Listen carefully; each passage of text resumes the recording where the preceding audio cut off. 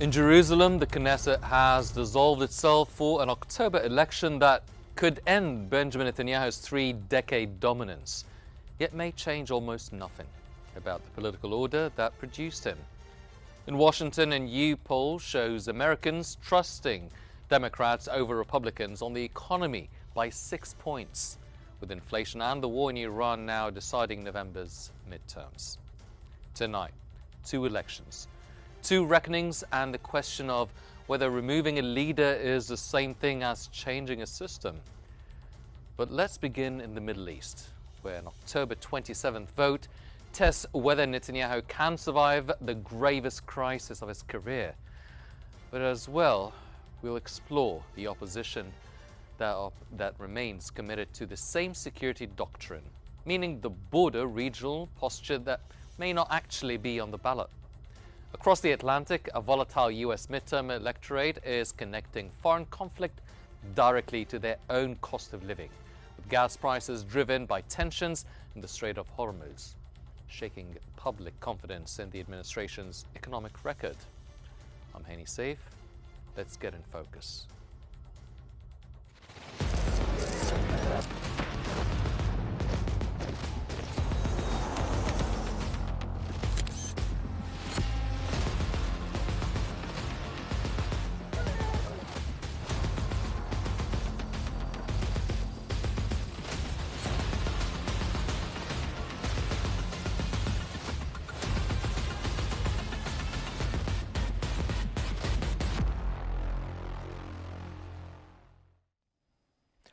On July 17, the Knesset voted 62-0 to dissolve itself ahead of the October 27th election, making this the first Knesset since 1988 to complete a full term.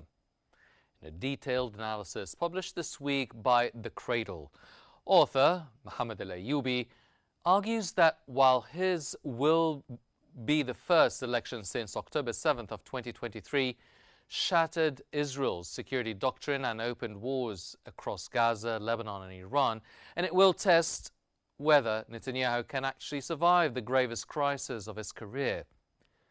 But this polling is genuinely inconclusive. A Child 12 survey in July had former Army Chief Gadi Eisenkot's new Yashar party leading Likud 24 seats to 23. In August, Haaretz poll showed the anti-Netanyahu bloc actually falling to 58 seats. A Maariv poll gave the opposition 62.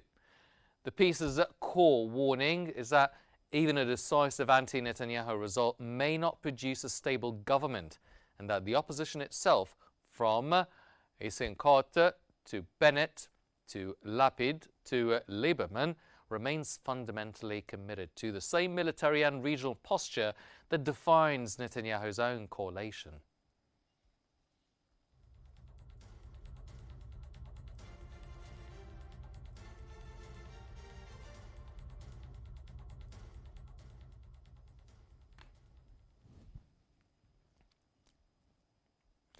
Helping us focus on both elections tonight, we're joined by Mr. Meher Nicholas Fursley, the director of the EU ASEAN Centre.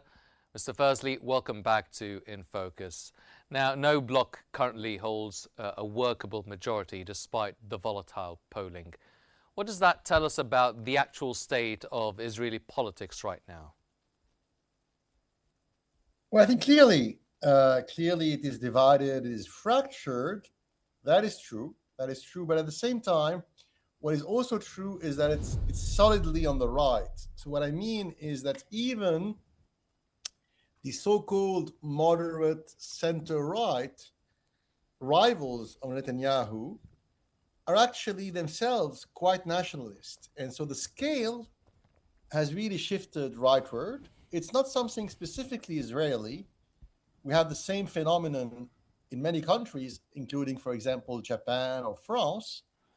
But still, I think amongst rich nations or industrialized nations who have shifted clearly rightward, Israel is really an extreme case, so more pronounced. And the center left is shattered. They piece together a centrist, center-left, coalition, and they hope after the election to strike a deal with some of Netanyahu's center-right rivals to build a coalition. But I think, I agree with your statement. Even if they pull it, even if they're able to do so, the policies won't change dramatically, and that's not because of external factors or because of Hamas or because of Iran or Hezbollah, whatever. It's essentially because of cultural reasons, and national culture is something which moves very slowly. Mm-hmm. So it's difficult to just press a button and turn the hoax into doves, or turn the lamb into lions, or vice versa. It takes a lot of time. Mm-hmm. Well, Gadi Eisenkot is actually framed as Netanyahu's most formidable rival, yet he served in Netanyahu's war cabinet and pioneered the Hayya doctrine of overwhelming force. So is this center even a meaningful label here? Well, he's in part a product of a coalition of people who are fed up with Netanyahu, right? And because he's a former, elite shock trooper himself, because he had a very senior role in the Israeli armed forces, and famously, on the day of the October 7 attacks, he drove his own civilian car to the border with Gaza, even before supposedly the Israeli military started its response, right? So he's like a Rambo type, military type, can do, centrist nationalist. But the problem is, he made a few mistakes. So in the past few weeks, he made a few communication and PR mistakes.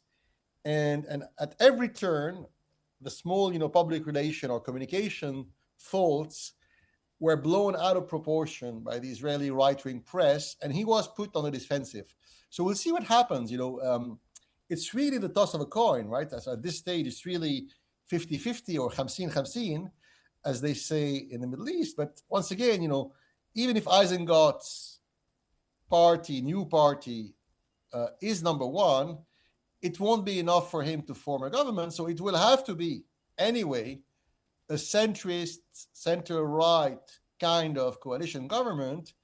And I'm afraid, to avoid appearing as weak, they will have to be as nationalist as Netanyahu. I think the only policy difference, right, will be the following: they will be slightly more secular, and they will be slightly less in bed with the settler movement. Because what happened progressively, very slowly, in the past sort of 6, 7, 8, 9, 10 years, the right wing of the Likud party, led by Netanyahu, has kind of de facto merged with the most radical elements of the settler movement. And I think that is something that could change. It will not change everything. It will be like a marginal change, but a welcome change, I think. Mm-hmm. So is it a far right disguised as a center? I mean, he already follows the same sort of strategy. If he was part of his own war cabinet and he made some PR mistakes, as you've mentioned, is he there to lose? It's going to be razor thin. So it's going to be a razor thin margin. Yeah, but what makes him the most formidable rival? Well, because he was able to bring together like what's left of the former sort of Marxist, socialist party in Israel, and merge it with what's left of the former Labor Party, and bring a few independent centrists to his cause. Once again, it's a base he can use to build something, to build a coalition, but it's not enough in itself. I think the problem is the following: is that over time, Netanyahu was able, in a way, to place his people in every strata, every source of power, every sort of center of power in Israel. So from the municipalities to the ministries, to the bureaucracy, to the newspapers, the magazines, the media, and even even though he complains a lot about Israeli judges, and he's overtly, publicly hostile, many Israeli judges today were nominated, were chosen, handpicked by him. So his grip on power is very strong, and also, to be honest with you, as President Clinton used to say, it's the economy stupid, right? So it is the economy stupid, and the economic, financial, if you will, record of Netanyahu is quite good. To be trying to be objective here, so I think compared to many of his predecessors, even though he did not focus, it's a strange irony, because he focused a lot on Hamas, Iran, military affairs, foreign policy, and he was perceived as neglecting the economy, right? And even though he kind of neglected the economy, the growth, the GDP growth, the industrial growth, the commercial growth of Israel is doing quite well, actually. And that is helping Netanyahu salvage his government. He has a decent economic record, right? Okay, before we start talking about the other rivals, I want to ask about Netanyahu. Now, he's facing three distinct pressures: his corruption trial, the Haredi military conscription exemptions, and the strategic challenges that he's facing in Gaza, Lebanon, and Iran. Which do you think is doing the most damage to him politically and really taking away a lot of his chances? I would say it's fatigue. He is worn out. So I think it's more than Hezbollah or Hamas, Lebanon. The man is worn out, and you see him, he's fatigued. He's not the same Netanyahu. It's the end of, one way or another, it's the end of the road for him. And I think the lawsuits against him have taken their toll, much more than Hezbollah or Hamas. So what he calls, rightly or wrongly, the lawfare, right? The lawfare. So he thinks his enemies are using the tribunals and the legal system to make war on him, right? Lawfare. And that after a few years, he's worn out. Many of his associates were found guilty of corruption charges. Many of them were jailed. Many of them, even some of them left Israel, etc. And he also, within the Likud party, made many enemies. So over the years, many of his quote unquote, disciples or proteges became his enemies.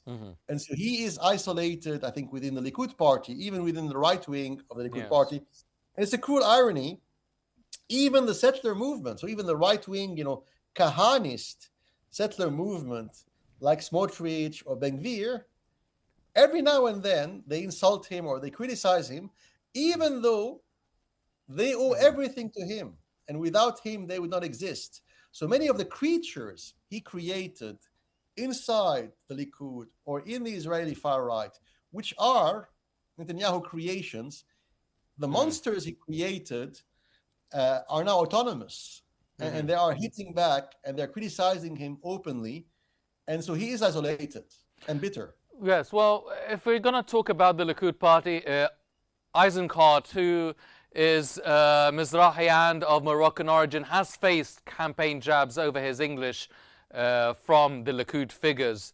Does that reflect something durable in Israeli political culture, or is it just campaign noise and uppercut knocks?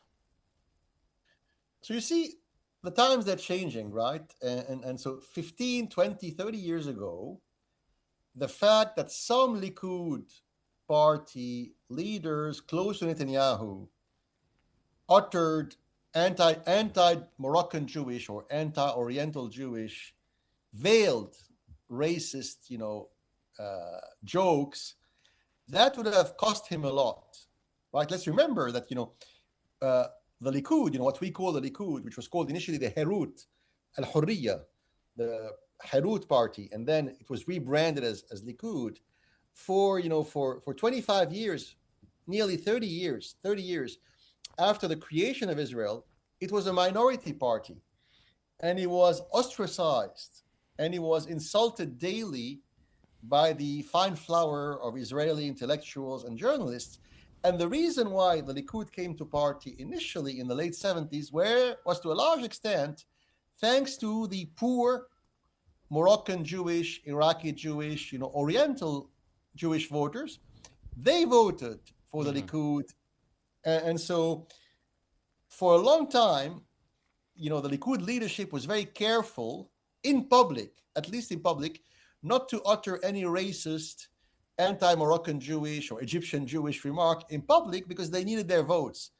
But today, when they criticize, the left, when they have racist slurs, they don't care much because many Oriental Jewish voters, many second, third generation, right, Oriental Jewish voters whose parents were born in Cairo or Rabat or Baghdad are very right-wing. And many of them are more right-wing than their Ashkenazi Eastern European compatriots. Look at Ben Gvir. Ben Gvir is the most radical settler ultra-nationalist. His parents were Iraqi Jews. So the mother tongue of his own parent was Iraqi Arabic. And yet today, in less than one generation, he has become the most anti-Oriental, anti-Arab leader in Israel, even though he is himself of Oriental extraction. So it shows you that all these categories today are a bit gray. Now, this analysis outlines three potential outcomes: another deadlocked Knesset, a narrow Netanyahu government, or a fragile opposition coalition.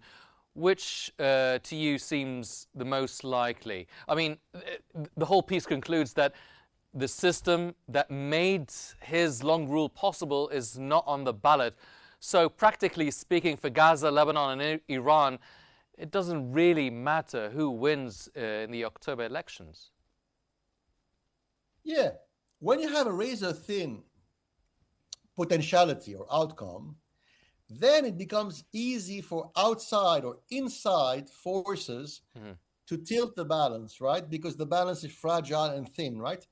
And so personally, I think it could be a Likud-led coalition without Netanyahu.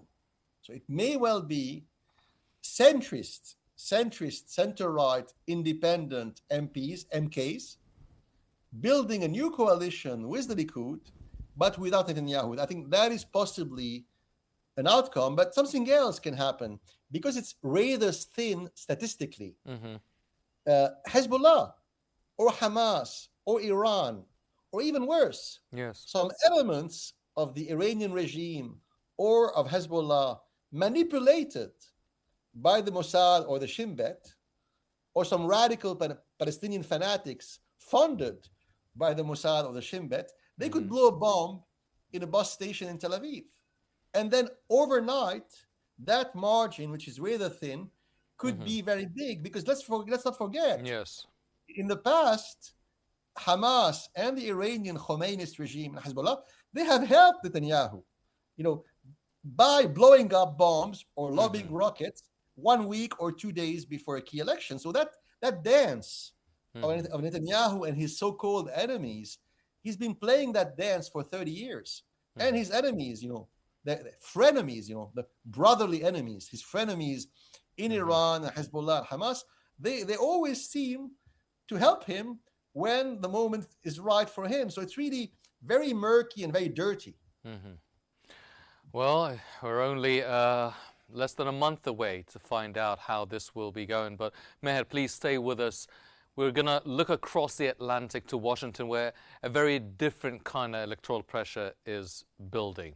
Now, this week, The Hill reported on a new Financial Times focal data poll showing Democrats with a 6-point advantage over the Republicans on handling the economy, 44% to 38%, with 18% still undecided.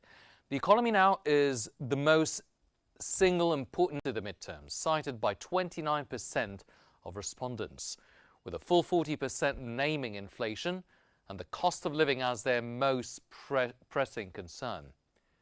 The US annual inflation cooled slightly to 3.4% last month, but rising gas prices, driven obviously directly by Iran's closure of the Strait of Hormuz, through which 20% of the world's oil normally flows, remain a persistent drag. 18% of voters now name the Iran war and international conflicts as their top issue. And perhaps most damning for the administration, 63% of voters say the economy is moving in the wrong direction, against just 24% who say it's moving in the right one.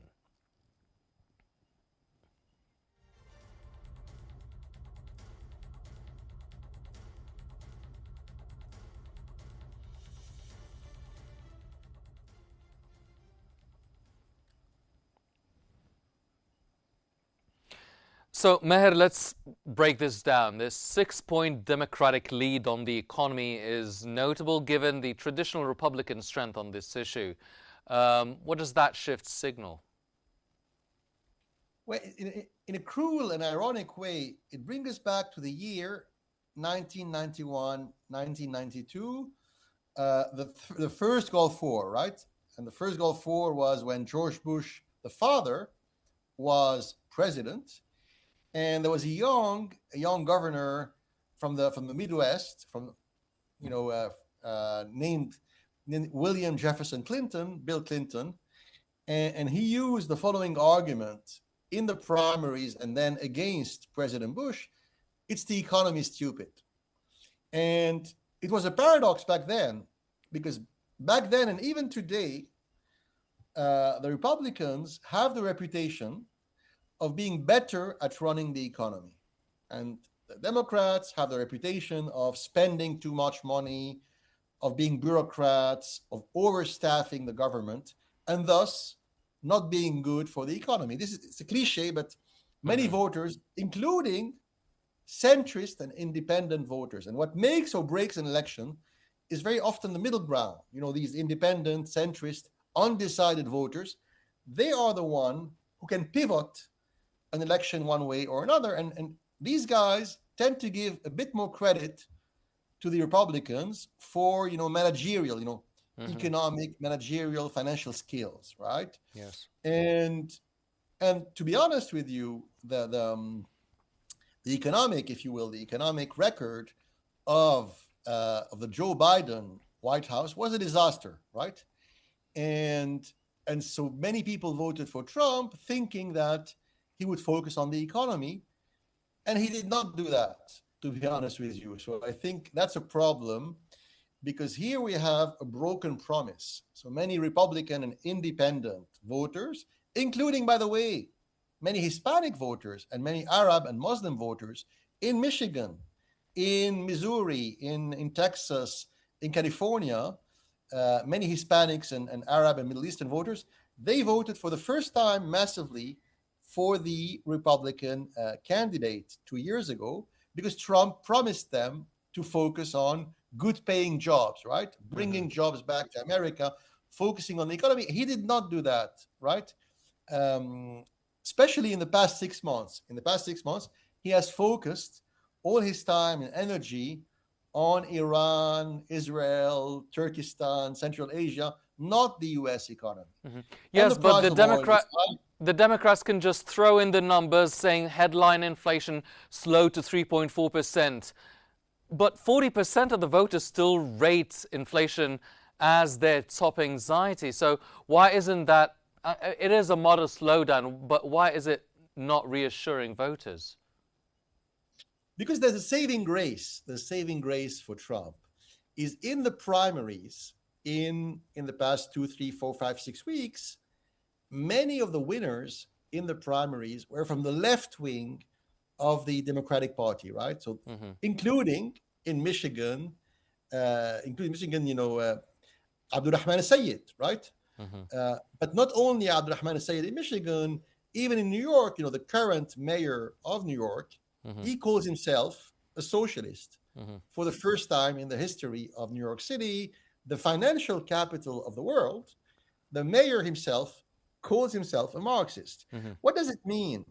That Trump can use that because he's not running against moderate Bill Clinton Well, Republicans. Mr. Sorry, Fazli, when we're talking about inflation, does that include the rising gas prices? Because people are linking it to the Strait of Hormuz.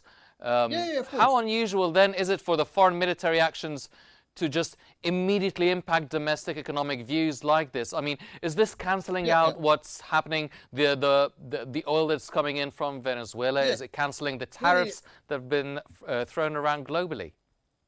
Absolutely, absolutely. And just let me correct myself. So I want to say that right-wing Republican, posters and campaigners, they can use the fact that recently in the primaries, the winners were from the left wing of the Democratic Party, and they're using that as a boogeyman to frighten moderate and centrist voters, right? But Mm-hmm. back to your question. Absolutely, because energy is everywhere. Energy is not only oil at the pump. Energy is also what you need for these huge data centers, which are the backbone of the AI revolution. But Mm-hmm. more than that, grocery, grocery shops, right? Mm-hmm. The bodegas of New Mexico and California, where working class Hispanic mothers every evening go to buy their canned soup or vegetables in these bodegas. Since Trump was elected nearly 2 years ago, the price of basic groceries, staples like bread, butter, and milk, are up 15, 20, 25% in 2 years, Because right? of the So he was fertilizers as making well, yeah. fun. Yeah. Mm-hmm. And that is linked to oil because fertilizers, to a large extent, they use oil and gas, right? So what I'm coming at, it's all interlinked. What's going to hit him most at the polls is the price of food, and the price of gasoline. He was making fun. Remember, 2 years ago, some of the campaign video clips used by Trump himself revolved around gas at the pump and revolved around grocery items for the working mothers of middle America, etc. And now the Democrats can flip that narrative and make fun of him. But once again, in spite of all that, here also the margin is razor thin. So in spite of everything, the war, the lack of focus, all the mistakes, and the biggest mistake which Trump made is to betray his own promises. I mean, like, you know, people like Thomas Massey. Thomas Massey, he was one of the earliest pro-Trump members of Congress. He was the long-serving, MIT educated Republican libertarian pro-Trump congressman from Kentucky. 2 months ago, Trump betrayed him, and he backed a right-wing pro-Israeli lobbyist to replace Thomas Massey, who was one of the earliest backers of Trump. So when I'm coming at people like Tucker Carlson, right? So many Mm-hmm. intellectuals who had been at the forefront of the Trump revolution, they felt betrayed by Trump. But in spite of all that, in spite of all the critiques, all the mistakes, all the betrayals, the margin seems to be razor thin because of the fear of the left wing of the Democratic Party. If the Democratic Party, if they were fielding centrist Mm-hmm. Democrats in the mold of, for example, Al Gore or Bill Clinton, it would be very difficult for Trump to attack them as Marxist, radicals. But because many of the young activists and the young candidates Mm-hmm. are from the left wing of the party, it's making it easier for Trump to use them as boogeyman. Mm-hmm. Well, some recent reporting from The Guardian suggested Donald Trump appears disengaged from the immediate optics of the war and the economy and focusing instead on Washington construction projects. Does this economic data reinforce that narrative? Once again, it's a mixed bag. So it's a mixed bag. And here we also have something in common with Netanyahu in Israel. The economic record of Trump is actually not that bad. It's not amazing. So it is not what he promised. It is not amazing, but it's not bad. So what I'm coming at is everything is relative. People are not stupid. People compare. So now the economic and financial situation in Canada is bad. In Germany, Britain, England, France, it is a disaster. So in relative term, right, with all its faults, with all its problems, all its issues, the American economy is doing quite well, if you see what I mean. So that's also something which is helping Trump to say, look at what the IMF and World Bank and the OECD, they say about us.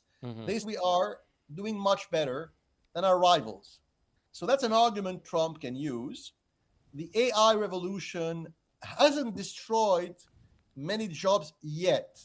So far, unemployment is low. That is good for Trump. The economic growth is uneven but quite high.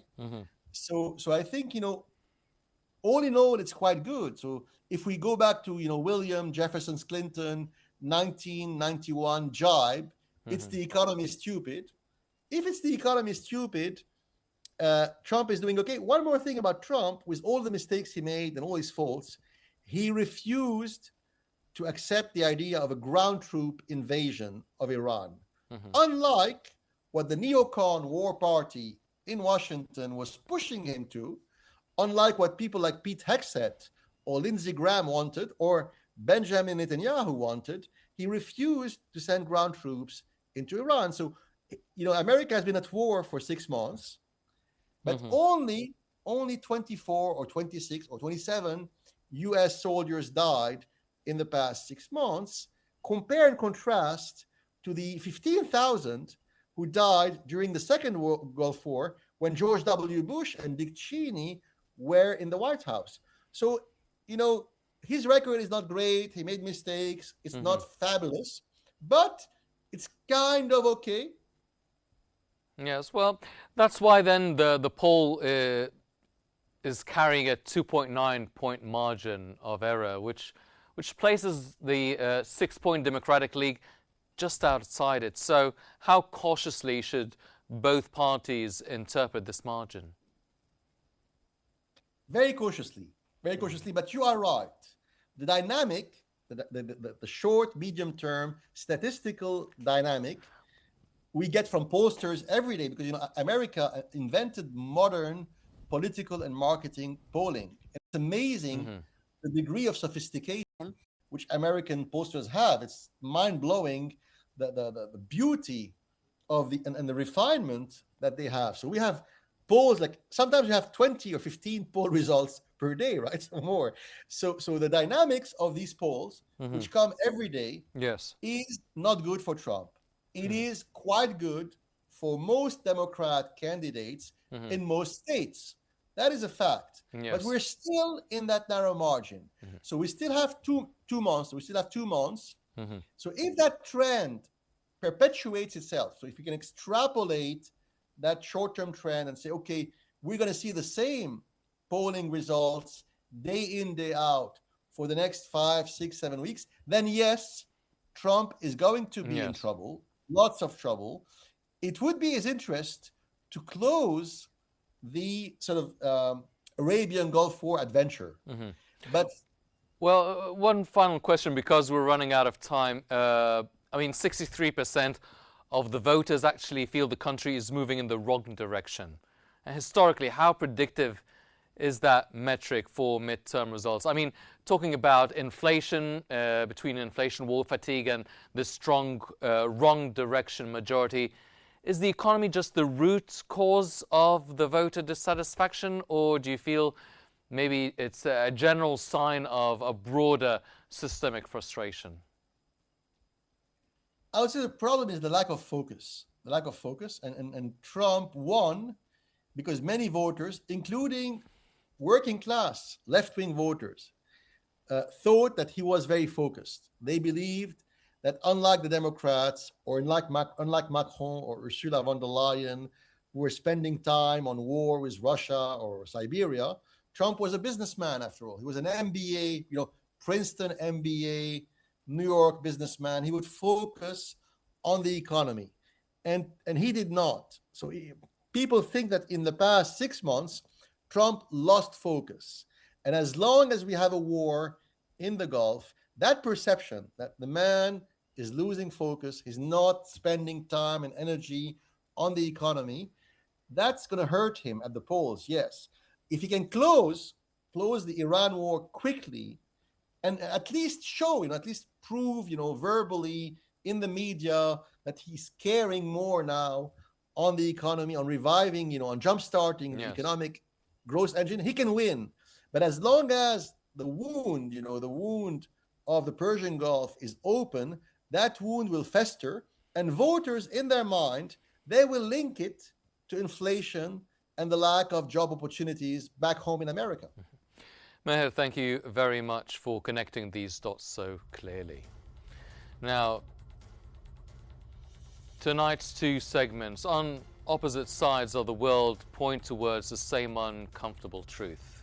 In Israel, an election that could end Netanyahu's three-decade rule may leave a deeper political order, the wars, the occupation, the security consensus largely untouched, because his rivals are bound to the same fundamental commitments he is to. The United States, a president who promised lower prices and no more forever wars, now faces a midterm electorate that blames him for both. With a war in Iran that is directly driving up the cost of gas at the pump, elections in both cases offer voters the chance to remove specific leaders. But what tonight's conversation makes clear is how much harder it is for any election to remove the systems, the wars and structural forces that outlast any single politician. I'm Hani Seif, and that was In Focus.